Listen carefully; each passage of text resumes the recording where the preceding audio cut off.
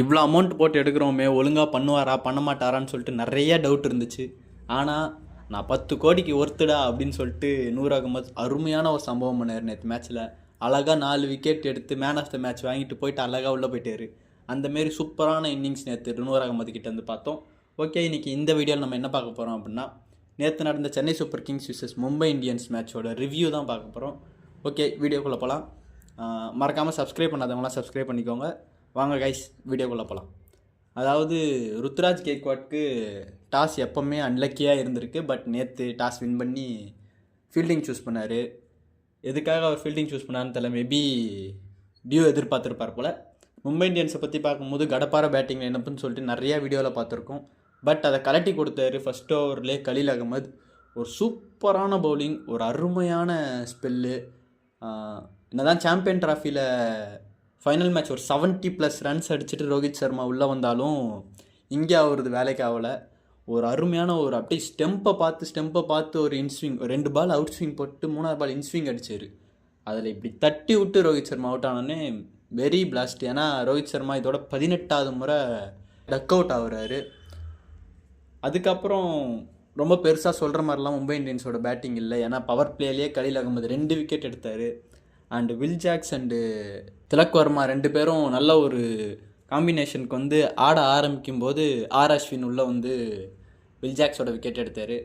ரொம்ப அருமையாக இருந்துச்சு. ஏன்னா விக்கெட்டு பவர் பிளேக்குள்ளே கடன் 3 விக்கெட் ஃபாலோ ஆகும்போது நமக்கு ஓகே ஒரு நல்ல கான்ஃபிடென்ட் கிடச்சிது. இந்த இடத்துல ராபின் மின்ஸ் வர இடத்துல தான் ஹார்திக் பாண்டியா வர வேண்டியது.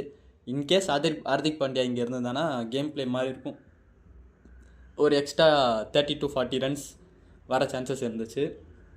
பட் இல்லை, அது நமக்கு ஒரு நல்ல பாசிட்டிவாக அமைஞ்சது. நல்ல ஒரு partnership between Suryakumar Yadav and Tilak Varma. அதை பிரேக் பண்ணுறது கொஞ்சம் கஷ்டமாக இருந்துச்சு. பட் ஆனால் அதையும் பிரேக் பண்ணியாச்சு.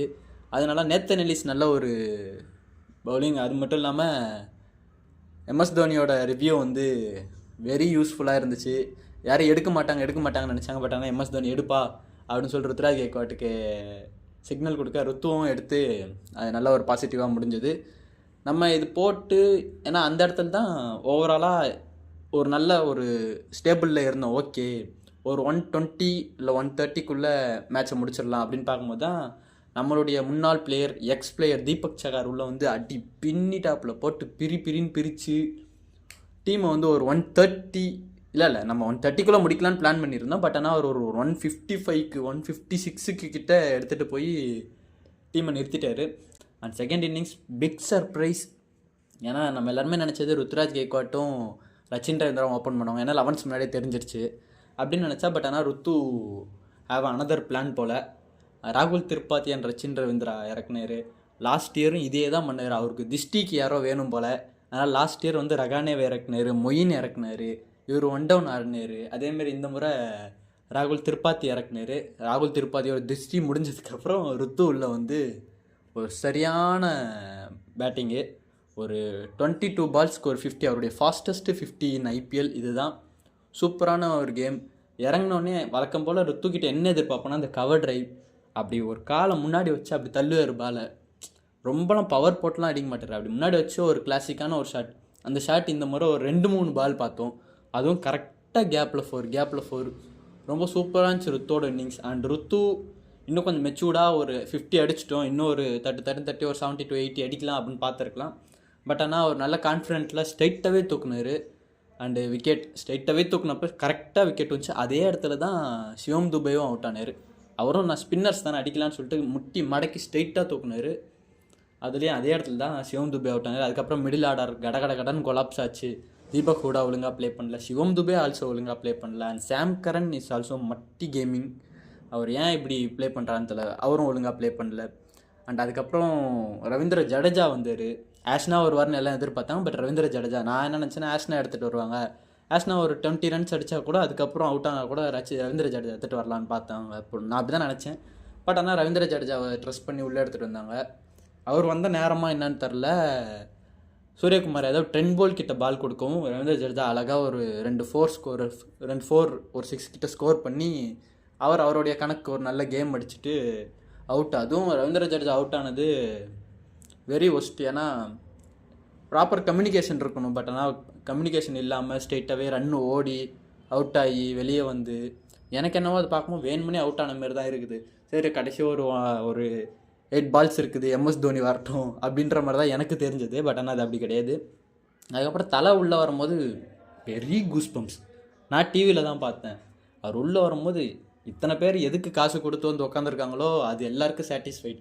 தலை வராரு அப்படின்னோடனே தலை உள்ளே வரும்போது கரெக்டாக டிஜேவும் அந்த பொட்டு வச்ச தங்க கூடம் பாட்டு போட்டு பிளாஸ்ட் பண்ணிட்டு அந்த பாட்டே கேட்காத அளவுக்கு ஆடியன்ஸோட சவுண்டு ஐ திங்க் 122 டெசிபல்ஸுக்கு சவுண்டு வந்துச்சுன்னு சொல்லிட்டு நான் டிவியில் பார்த்தேன்.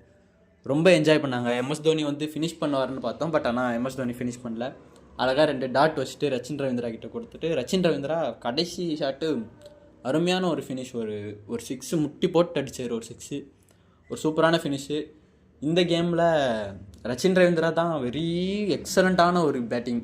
ஏன்னா ஒரு சுச்சுவேஷனை புரிஞ்சுக்கிட்டு, ஏன்னா விக்கெட் கடகடன் மிடில் ஆர்டர் ஒழுங்காக இல்லை, விக்கெட் விழுது அப்படின்னு தெரிஞ்சோன்னே ஒரு பொறுமையான ஒரு கேம் ஆடி ஒரு 45 பால்ஸுக்கு ஒரு 64 கிட்ட அடித்து டீம் ஒரு நல்ல ஒரு இடத்துக்கு எடுத்துகிட்டு போயிட்டு ஃபினிஷ் பண்ணாங்க. ஓகே, என்னவோ end of the day comfortably நம்ம ஃபஸ்ட் மேட்ச்சை வின் பண்ணிட்டோம். பங்காளிகளை அடித்து ஓட விட்டாச்சு. அடுத்து ஈசாலா பாய்ஸ் தான்.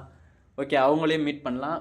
ஓகே, இந்த மேட்ச் எப்படி இருந்துச்சு அப்படின்றதையும் வந்து சொல்லுங்கள். ஏன்னா யாரெல்லாம் ஸ்டேடியம் போய் மேட்ச் பார்த்தீங்கன்றதையும் வந்து சொல்லுங்கள். உங்கள் எக்ஸ்பீரியன்ஸ் எப்படி இருந்துச்சு, அங்கே உங்களுக்கு மேட்சோட வைப்ஸ் எப்படி இருந்துச்சு. நாங்கள் டிவியில் பார்க்குறது வேறு, நேரில் போய் பார்க்குறது வேறு. அது மட்டும் இல்லாமல் யாரெல்லாம் ஸ்டேடியமுக்கு குயிக்காக போயிட்டு அனிருத்தோட கான்சர்ட் பார்த்ததெல்லாம் யாருன்றதை மறக்காமல் கமெண்ட் பண்ணுங்கள்.